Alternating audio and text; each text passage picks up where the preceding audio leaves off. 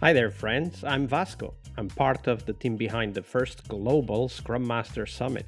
If you're a Scrum Master, the Scrum Master Summit is a place to learn, to share, and to meet new friends. We will have lots of live sessions where you can meet and network with other Scrum Masters from all over the globe. So make sure you check it at bit.ly/SM Summit and the numeral 21. That's bit.ly/SMSUMMIT21. We have 7 amazing keynotes or more, as we are still organizing the conference as I record this, and 8 tracks that feature people like you and thought leaders sharing their insights and knowledge to help you become an awesome Scrum Master. So once again, check it out at bit.ly/SM Summit 21. That's all lowercase, all one word, SM Summit and the numeral 21. I'll see you on the virtual conference floor. All right, now on to the show. Hello, everybody. Welcome to one more week of the Scrum Master Toolbox podcast. And this week, joining us from Washington, D.C. in the U.S. is Philip Rogers. Hi, Philip. Welcome to the show. Thank you.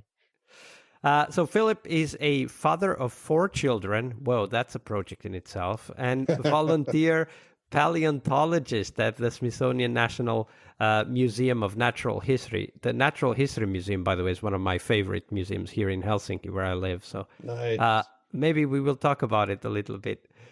He also calls himself the Agile Whisperer coach, who has worked with scores of teams in the spirit of continuous learning, continuous improvement, and simply finding creative ways to collaborate and have fun in the workplace. So, Philip, that was a short intro. Tell us a little bit more about yourself and how did you end up becoming a Scrum Master? Absolutely. Yeah, thank you. So, like a lot of people who started their careers some time ago in the 1980s, so I started off as an Air Force officer. I was Air Force officer for 7 years. And soon after that, I kind of transitioned more into the technology sector. And like a lot of people, we were largely living in, mostly a waterfall kind of context. And so, I've always been an avid reader. So I was reading about, I know these days a lot of people aren't crazy with this term, but back in the 1980s, especially, people were using the term lightweight methods, right? And so, so a lot of people were writing about this, and of course there was experimentation going on, and so like a lot of people, I just was reading about this, and for me it was theory, right? Because the organizations where I was at the time really weren't doing it, but nonetheless, I was curious because it sounded considerably more appealing in many ways than the kind of the waterfall experience that I was having at the time. And so in true Scrum Master fashion, you could say I got into it, wait for it, iteratively. So, I read the manifesto, of course, when that was published, and I was working for a big technology company at the time. And they, like a lot of companies, they kind of went through their phases of what was fashionable. And so they went through a period of time where Six Sigma and DMAIC, Define, Measure, Analyze, Improve, Control, were popular. They weren't really doing much, that you would call terribly agile. And so at the time, I just started kind of experimenting with teams I was working with. And so I just started looking for ways, opportunities to introduce some of the things that are a little more iterative in nature, like rapid prototyping, for instance. So if you think about, the design and kind of, even if it's hand-drawn sketches, whatever the case may be, just doing more of that and less of like the big formal documents, that you used to see. So that's kind of how it started. And then after that, I just kind of had more opportunities to try things out. So later I worked for a big financial company. And that was an interesting case because I worked with them in 2 different times. So first I worked with them when they were all waterfall, but they were starting to consider Agile. So I got to sit on a lot of committees and working groups and kind of talk about what would this look like. And then I came back about a year and a half later, and worked with them as a Scrum Master. So that's kind of how it started. It's interesting hearing you talk about lightweight methods and rapid prototyping. I do remember rapid application development as well, which was a big thing. And eventually stuff like rational unified process came out. We started hearing about feature-driven development, the SDM, and then eventually Scrum, extreme programming first, then Scrum. So that brings back memories, I must say. Oh yeah. So with all of that background, I mean, when you started as a Scrum Master, you had pretty much done the evolution together with the industry, right? You started from working in what you called a waterfall context, and then exploring different approaches, maybe even just rapid prototyping as one of the lightweight methods, and then going on to apply Scrum. I'm interested to hear what might have been your biggest failure, because you have a pretty different background from most of the people we interview here on the podcast. So what was that? Tell us that story, Philip. Absolutely.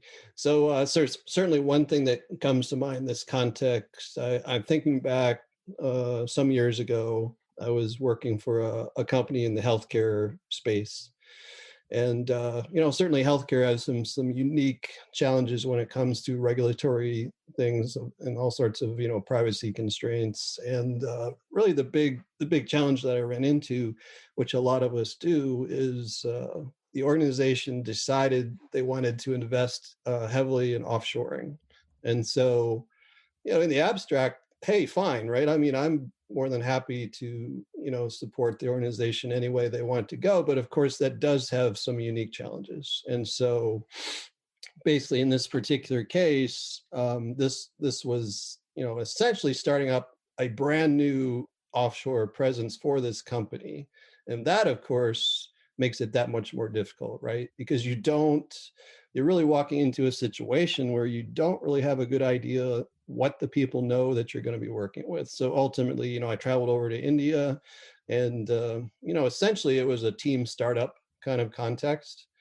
And that was fine as far as walking through techniques and everything. But I think at the end of the day, what caused us to really struggle the most was, I returned back to the United States, and so essentially we're trying to have these two teams work together. But of course, one of the challenges the offshore team had was they didn't have the deep exposure to the technical stack, that the onshore team did. And so what we ran into, and I could really see the frustration building, right? Because obviously we had to, you've got the time, just the time challenges. And so what started to happen was we would frequently have these, for us in the United States, early morning calls, for them late at night, not fun for either group.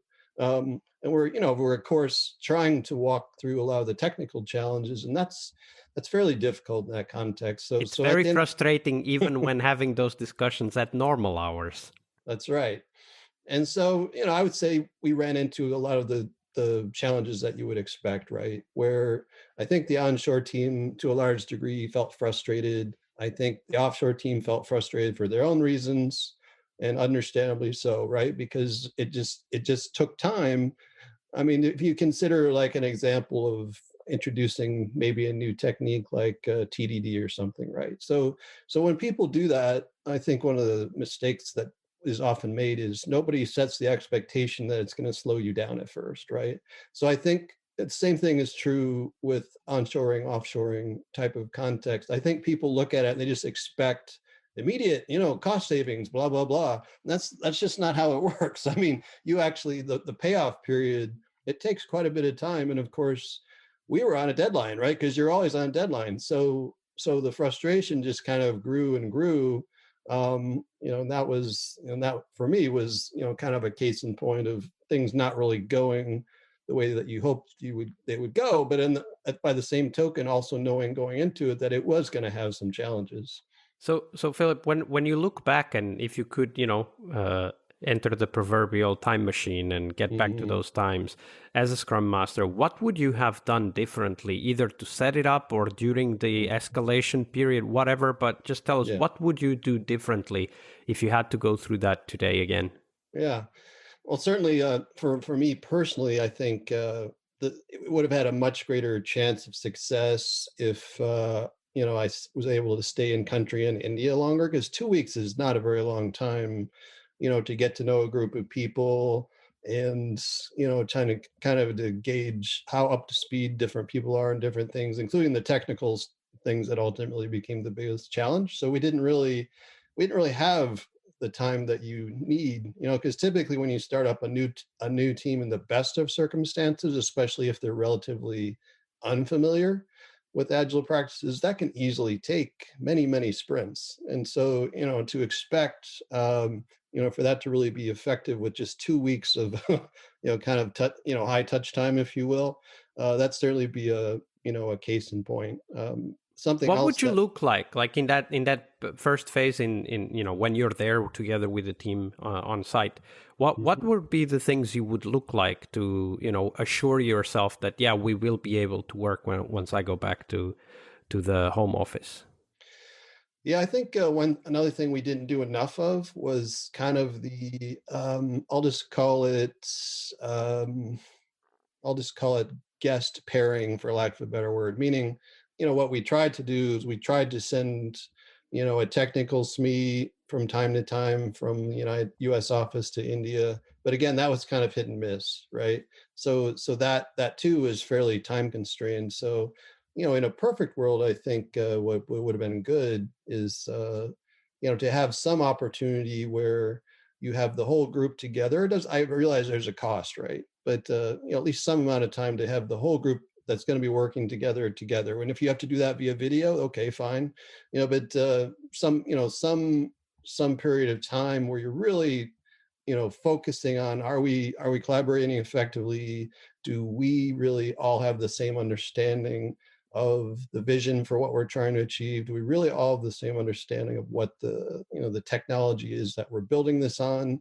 Is there really a solid understanding of the code base for the people that are especially new to it? If there isn't, what do we do about that? So, those are just some of the things that I would probably do somewhat differently. Absolutely. And it sounds like one of the things that you would do with any team, whether they are offshore or onshore. But I guess that in the offshore context is especially important to dedicate some deliberate time to do those things at the start, right? Because of course, if you're a local co-located team, you're going to be able to, tap someone in the shoulder or just have coffee together or whatever. But when the team is remote, it's going to be a pre-scheduled meeting, if so. And of course, that those already are quite limited in time. And if you have to do them at crazy hours, as you describe, that would be quite a challenge. Yeah, I think at the end of the day, what probably would have made the biggest difference would have been a lot more pairing. Meaning, obviously you'd have to do some scheduling magic, but maybe, just for a period of time, you give maybe 1 or 2 people on the onshore team and 1 or 2 people on the offshore team, let them work, essentially a somewhat different schedule so that they have maybe a 4-hour overlap or something like that, and give them that pairing time, because we really didn't have that. It was really like these quick half-hour, 45-minute, 1-hour conversations, type, and that just wasn't enough. In a hurry with difficult problems to tackle, of course. Yes. Yeah. Absolutely. Well, those were great tips. Thank you for sharing that, Philip. My pleasure. Monday is about what we learn from our obstacles and our failures. But tomorrow is Team Tuesday here on the Scrum Master Toolbox podcast. We explore teams and their journeys, the habits they develop that threaten their performance, how each of our guests helped their teams evolve, and the one key lesson they learned from that experience. We really hope you liked our show. And if you did, why not rate this podcast on Stitcher or iTunes? Share this podcast and let other Scrum Masters know about this valuable resource for their work. Remember that sharing is caring.